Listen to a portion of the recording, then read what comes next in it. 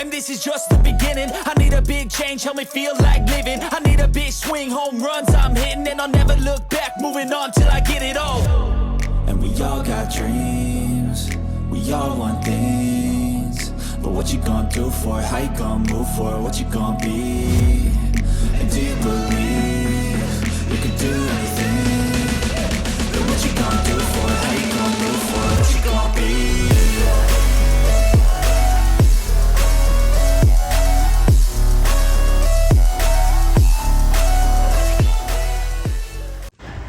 Yon guys, welcome back sa ating channel. At for today's video ay magdi-DIY tayo ng paglilinis ng ating aircon ng sasakyan.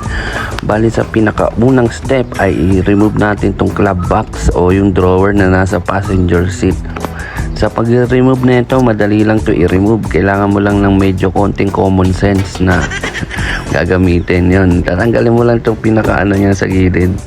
Ililihis mo lang siya para malabas mo na yung pinaka-drawer niya. Makikita nyo naman yan dyan pag nasilip nyo. Yung pinaka-lock niya sa gilid lang. Bali nakasabit lang siya. Yan. Ililihis nyo lang yan. Tapos pag natanggal nyo na, ayan, iaangat nyo lang naman siya. Yan na, natanggal na natin. Basic lang to guys, kaya kayang-kaya nyo rin tong gawin. Ayan na, makikita na natin dito yung pinaka-blower assembly nya. Pinaka-blower ng aircon. Yan, sa paglilinis naman na ito ng blower pan assembly, unang-una tanggalin natin itong pinaka-motor nya. Meron itong 3 screw. Yan, pagkatanggal nyo ng 3 screw, hatain nyo lang pababa, dahan-dahan lang kasi baka maputol yung wire. Yan, sa pagtatanggal naman ng wire, huwag nyo hahatain sa pinaka mismong wire, doon sa pinaka plastic nya na assembly. Yung blower pala natin na to, 12 volts lang to. Yan, may 2 wire lang siya, positive negative lang, napaka easy. Yan, ito yung pinaka propeller ng ating fan. Medyo malikabok na, matagal nang hindi nalilinis. Yan, pinaka step 3 naman natin ay i-remove natin itong cabin air filter. Yan, mandali lang itanggalin, nakalak lang siya yung pinaka cover, sabay dukutin nyo lang yung ating air filter. Medyo mahirap lang siya pag wala kang kuko.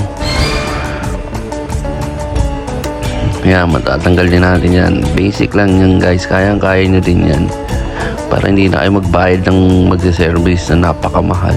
Yan, ito yung ating filter. Medyo itim siya kasi charcoal filter siya. At may mga alikabok na rin. Bali, papalitan na natin yan. Yun, sa pangatlong step, ay pang-apat na step, ay i-remove na natin yung blower resistor.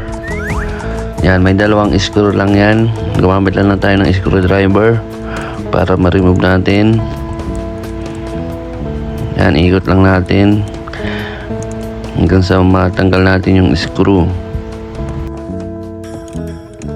Yung purpose pala na itong resistor natin ay ito yung nagko-control sa daloy ng kuryente para mapabagal ang ating motor fan, para meron tayong low, medium at high.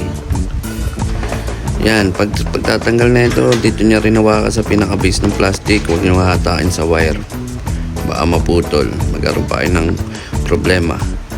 Yan, dito tayo mag-i-spray ng mga natin, spray foam mamaya dyan sa access na yan. Ito yung natin, resistor. Itabi muna natin to. Yan, ito ang gamit natin, yung unclog pang spray. Yan, mabango yan. Madaming nire-recommend to ng madaming car owner sa paglilinis ng sasakyan. Yan, i-spray nyo lang yan dyan sa pinagtanggalan nyo ng resistor. Yan, para malinis siya. Itong spray foam natin na to, pupunuin lang natin yan dyan. Pag umapaw na siya, dito naman tayo sa taas, sa air ventilation sa taas.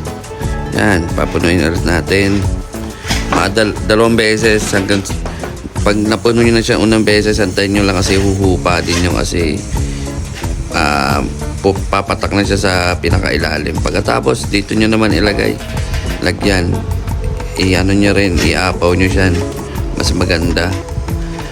Tapos sa pinaka-center na ano nyo, air vent, lagyan nyo na rin. Pag nakita nyo medyo maapaw na, okay na yun. Pero mas maganda siguro pag medyo apaw para madami. Pero ako nakakailan lagay kasi ako kaya hindi ko na inaapaw eh.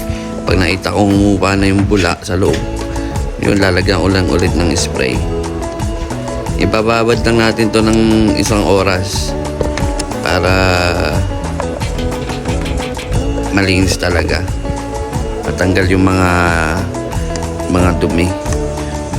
Tapos yung bula na pala na to, papatak to dito sa pinaka ano nyo, sa pinaka ilalim. Ayan, napatak na sa pinaka ilalim yung pinaka natin, drain ng aircon natin. Diyan siya papatak. Yan na guys, habang inaantay nyo yan, mas maganda linilinis nyo na yung pinaka blower, yung motor fan blower nyo, linisin na natin. Yan. Sa paglilinis na ito, gumamit lang ako ng cotton buds pati ng basahan. Yan, after ko linisan, ayan na siya guys. Hindi ko na pinaita yung way kung paano ko nilinis kasi basic lang naman siya at madali lang. Basta kayo na bahala kung paano yung discard yan, paano linisin. Yan, medyo wala na yung bula. Pwede nyan isprayan ng tubig kung meron kayong hose. Ginabi na ako kaya hindi ko na inisprayan, baka matagalan. Yan, sa pagbabalik nung motor ng ating blower, ganun lang rin, meron naman yung guide. Hindi nyo naman mapapasok yan pag baliktad o tapingi. Pasok nyo lang, tapos balik nyo yung screw, balik nyo yung wire. Napaka basic lang guys, kayang-kaya nyo yan. Yan, ibabalik natin yung screw. 3 screw yan. Hindi agad matatanggal yan. I-ano nyo lang. After that, palitan na natin siya ng air filter. Ito yung bago natin na in-order natin dito. Yan. Kung gusto nyo ng link, nandiyan lang sa ating description. Lahat ng ating mga binili, pati ng unclog na spray. Diyan na rin ay bumili para masigurado kayo. Pati na ito ng ating cabin air filter para masigurado kayo. Click nyo na rin dyan yung nasa baba na sa description. Yan, pag sara, yan lang, ilak nyo lang, may click na sounds kayo maririnig. Tapos ibalik na rin natin itong resistor. Madali. Itong resistor naman, hindi nyo naman wala naman tendency mabaliktad nyo dahil hindi nyo naman siya masasalpak kapag baliktad yung pagkakakabit nyo. Yan, iti-testing na natin kung okay yung natin, pag maintenance natin na ito. Yan, bali yung sa process na to, tumagal tayo ng 1 oras kalahati. Yun, pagkatapos natin babaran ng foam filter, nagantay pala tayo ng 1 hour para ma-drain lahat yun bago natin in-start yung sasakyan natin. Yan, maganda naman, malamig, maganda yung pinaka-output ng ginawa natin. Talagang lumakas yung buga ng hangin at malamig yung buga ng ating aircon. Yun lang, kung gusto nyo i-try sa mga car owner dyan, kung gusto nyo i-try na mag-DIY na maintenance ng inyong mga aircon, ay i-follow nyo lang yung ating process sa ginawa natin ng video na ito. Yun lang, maraming salamat. Bali hanggang dito na lang yung video na ito. Kung nagustuhan nyo ay i-like, comment at subscribe po kayo sa channel na to para sa mga susunod na video. Sa mga request nyo, i-comment nyo lang down below kung ano yung mga gusto nyo susunod nating mga i-content sa ating channel. Yun lang, maraming salamat po. Yan, ayan, malamig na malamig yung buga. Quality. Yan, check pa natin kung gumagana yung ating low, medium, and high na buga. Okay, yan, good. Hanggang dito na lang guys. Hanggang sa muli. Paalam.